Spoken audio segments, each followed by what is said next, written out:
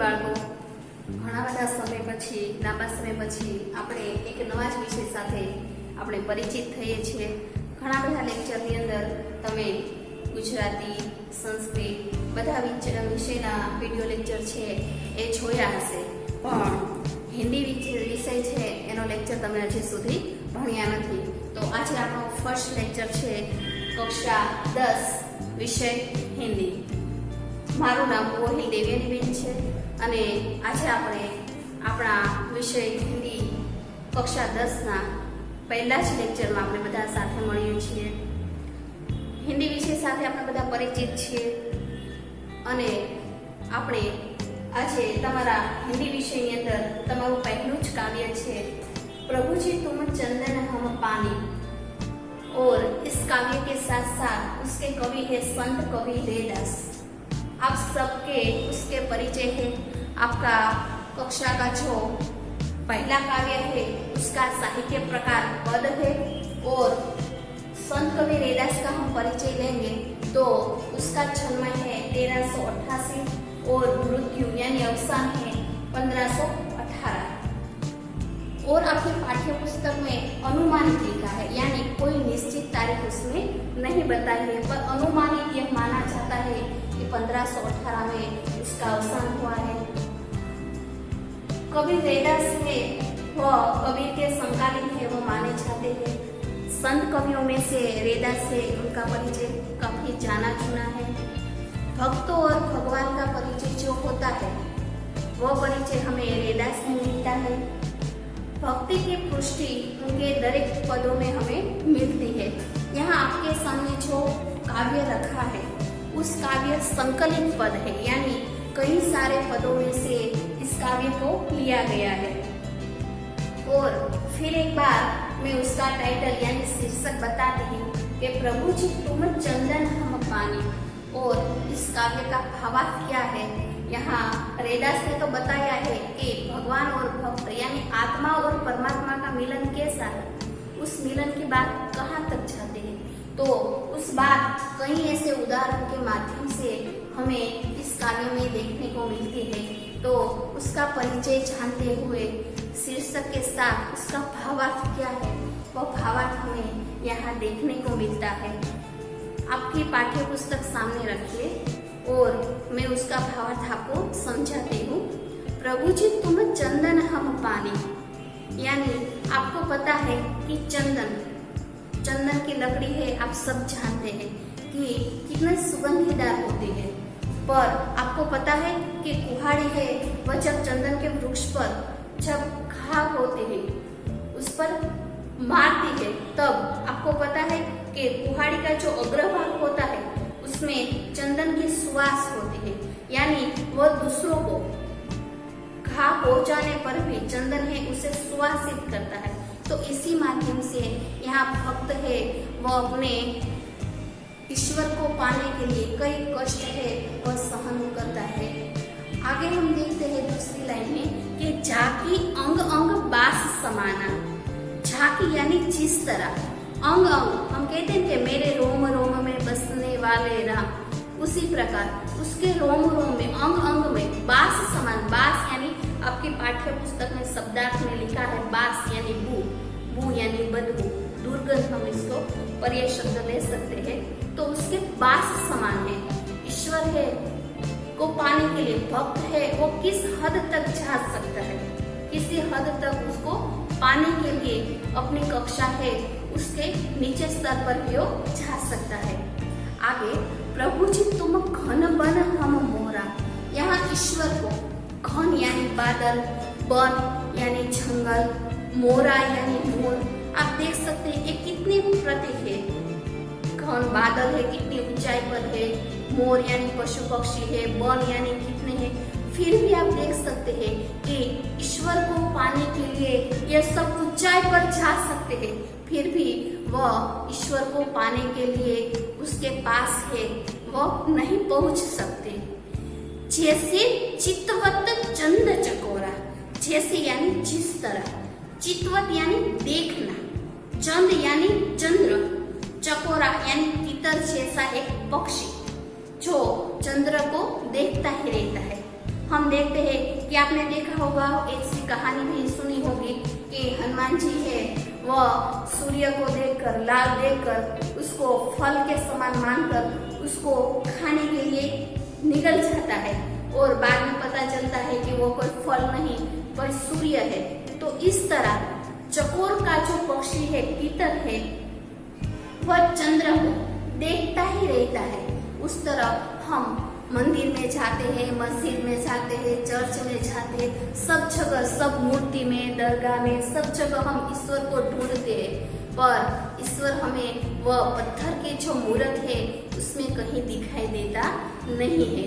तो ईश्वर को पाने के लिए हमें तनतोड़ मेहनत है, यानी कड़ी साधना है, वह करनी पड़ती है। यहाँ तो कोई पैसे कमाने की बात नहीं है, पर यहाँ साधना है।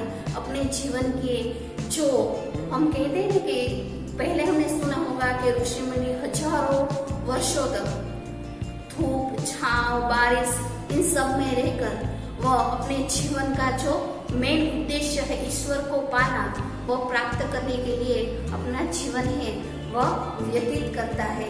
तो यहाँ रैदास है, उसने भी इस काव्य में यह माध्यम है वह हमें बताया है। आगे है, देखते हैं और एक उदाहरण दिया है कि प्रभु जी तुम दीपक हम बाती। अब आपको पता है दीपक यानी क्या है। अब मैं आपको एक उदाहरण बताती हूँ कि आप अपने कमरे में लाइट बंद कर दीजिए और आपको पता चल जाएगा कि शाम के समय लाइट बंद कर देंगे तो सारे कमरे में अंधेरा छा जाएगा, और उसी अंधेरे में आप छोटा सा एक दीपक रख दीजिए, क्या होगा? थोड़ी ही देर में वो अंधेरा है वो दूर हो जाएगा, और उसी अंधेरे में एक छोटा सा दीपक रखने से कितना उजाला होता है। तो आप बता सकते हैं कि इस अंधेरे में दीपक का जितना होना जरूर है उतना ही जीवन में ईश्वर का होना जरूरी है। दीपक तो है पर उसमें बाती नहीं होगी, तो बाती यानी ज्योत नहीं होगी तो वो प्रकाश हमें नहीं फैला सकती। तो ईश्वर है वह हमारा एक बाती समान है और दीपक के समान वो हमारे जीवन में प्रकाश है वह फैलाता है। झाकी ज्योति बरे दिन राती। झाकी यानी जिस तरह, ज्योति यानी प्रकाश, बरे बरे यानी जले, दिन रात यानी ईश्वर है। कहीं ऐसा होता है कि चलो शाम को 7 बजे मंदिर बंद हो गया, चर्च बंद हो गया, मस्जिद हम नहीं जा सकते, तो क्या ईश्वर हमारे नहीं सुनता? हम क्यों पत्थर में, क्यों सब जगह ईश्वर को ढूंढने जाते हैं? ईश्वर कहाँ है आपको पता है? मैं आपको बताती हूँ, ऐसा सुना है कि हर एक जीव में शिव होता है, यानी आत्मा और परमात्मा हमारे अंदर ही होते हैं। फिर भी हम ईश्वर को ढूंढने के लिए बाहर जाते हैं। तो जिसकी ज्योत सदा ही दिन रात हमारे बीच में ही जलती रहती है, फिर भी हम ईश्वर को प्राप्त करने के लिए कड़ी साधना है वह करते हैं। प्रभु जी तुम मोती हम धागा। यहाँ एक दूसरे को छोड़ने की बात कही। आप देखते हैं कि सब जगह कहीं भगवान होगा ही नहीं, तो यह सब मंदिर मस्जिद यह सब बनता है, क्यों बना है? लोगों के दुख है और वहां पर जाएंगे, वहां पर बोलेंगे और ऐसा महसूस होगा कि चलो यहाँ पर कहने से हमारे दुख है वो कम हो जाएंगे। पर क्या ये बात सही है? तो मोती और धागा जुड़ने से जो माला बनती है, तो हमारे जीवन में भी हम देखते हैं कि भक्त और भगवान इस मोती और धागे के समान ही जुड़े रहते हैं। इस मोती और धागे से जो हमें माला बनती है, जो ईश्वर को पहनाई जाती है और जो सुशोभित होती है, उसी तरह हमारा जीवन है वह भी कई कठिनाइयों, कई परेशानियां, ये सब हमारे जीवन में आता है। पर मोती और धागे के समान जुड़ने से, यानी हमारा ईश्वर के प्रति जो अटूट विश्वास है, वह विश्वास के कारण हमारा जो दुख दर्द है सब मिट जाता है। यानी हम भी मोती और धागे के समान जुड़ जाते हैं। हमारी वह भक्ति है, हमारी वह आस्था है, जिसके कारण हम इस सब परेशानी से बाहर आते हैं। आगे देखते हैं, जैसे सोना ही मिलता है सुहागा, जैसे यानी जिस तरह, सोना ही यानी सोना, मिलता है यानी मिलता है, सुहागा यानी एक खनिज पदार्थ है। आपको पता है सोना कहाँ पेड़ पर उगता है या कोई तालाब है जहां से हम ले लेते हैं? नहीं ना। तो पृथ्वी के पड़ के जो तल है, कई गहराइयों के नीचे एक अंगारा है और वह अंगारा में जो मिट्टी है जो दिन रात जलती है और तपती है, जो तपती हुई मिट्टी है वही सोना है। और आपको पता है वही मिट्टी वहां से बाहर आती है और उस मिट्टी के माध्यम से हम एक खनिज तत्व यानी सोना है उसे पाते हैं। सोना कोई ऐसी चीज नहीं है कि कोई पेड़ पर लटका और उसे हमें ले ले। तो आपको पता है कि सोना तपता है। एक सोने को सच्चा चोर ही पहचान सकता है। हम कोई भी पीतल की वस्तु लेकर सोने की दुकान पर जाएंगे तो वो बता देगा कि भाई ये सोना नहीं है या पीतल है। तो सच्चा चोर ही सोना बता सकता है। उसी तरह यहाँ पर परमात्मा है, ईश्वर है, वह सच्चे भक्त को पहचान सकता है। आपको मैं बताती हूँ, तुलसीदास है, कबीरदास है, नरसिंह मेहता है, मीराबाई है, प्रहलाद है, ध्रुव है, इन सब ने इस सोने की भांति अपने जीवन को इस अंगारों में, इस भक्ति में उसने लपेटा है और उस भक्ति के माध्यम से उसने अंत में ईश्वर को प्राप्त किया है। आप देखते हैं कि मीराबाई ने अपने सारे जीवन में कितने कष्ट सहे, फिर अंत में उसे कृष्ण है वो प्राप्त होते हैं। नरसिंह मेहता ने अपने बाल्यावस्था से अंत तक अपना जीवन है वह कष्टमय बिताया है और उसे भी अंत में कृष्ण है वो प्राप्त होते हैं। तो आप देखते हैं कि सोने ही मिलता सुगहा, यानी अंत में तपने के बाद उसे परमात्मा है उसके साथ उसका मिलन होता है। आगे, प्रभु जी तुम स्वामी हम दासा। अंत में रैदास बहुत सुंदर बात कहते हैं, क्या कि स्वामी हम दासा। यहाँ आत्मा और परमात्मा का मिलन होता है। मैं आपको एक प्रश्न करती हूँ, आपको पता है आत्मा क्या है? किसी ने आत्मा को देखा है? आत्मा कैसी है? आत्मा कहाँ से आती है? आत्मा कहाँ जाती है? किसी ने देखा है?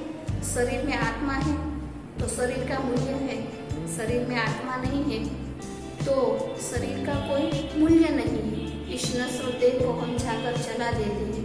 तो आत्मा क्या है? किसने देखा है? कहाँ पर रहता है? कहाँ से आता है? कहाँ जाता है? आपको नहीं पता है ना? तो यह बहुत गूढ़ रहस्य है। जो आत्मा को जान लेता है उसे परमात्मा को जानने की चिंता नहीं रहती, क्योंकि आत्मा और परमात्मा एक साथ जुड़े रहते हैं। तो हमारे जीवन में भी यह स्वामी और दासा की जो बात कही है, यानी आत्मा से परमात्मा जुड़ने की बात है, यहाँ रैदास ने बताई है। तो ऐसी ही भक्ति करे रैदासा। यहाँ पर रैदास ने ऐसी भक्ति की है कि वह अंत में आत्मा और परमात्मा से मिलने की बात है, वह उसे पाने की बात है, उसे चाहने की बात है। यहाँ पर रैदास है बहुत अच्छी तरह से कर सकते हैं। अंत में फिर एक बार कहूँगी कि रैदास ने भक्ति के कई सारे उदाहरण बताए हैं। चंदन और पानी, घन वन और मोरा, चंद और चकोर, दीपक और बाती, सोना, मोती, ये सब उदाहरण के माध्यम से भक्ति कैसे की जा सकती है, ईश्वर को कैसे प्राप्त किया जा सकता है, उनकी बात यहाँ पर बहुत अच्छी तरह से उसने बताई है। अंत में मैं आपको होमवर्क में जो आपके एक मार्क और 2 मार्क में जो प्रश्न है वह मैं आपको होमवर्क में देती हूँ, और आपकी जो फेसबुक आपने बनाई है उसमें भी आपको 1 मार्क और 2 मार्क में प्रश्न है वो आपको फेसबुक में भी लिखने हैं। अब आगे नेक्स्ट लेक्चर है, यानी हमारा दूसरा जो लेसन है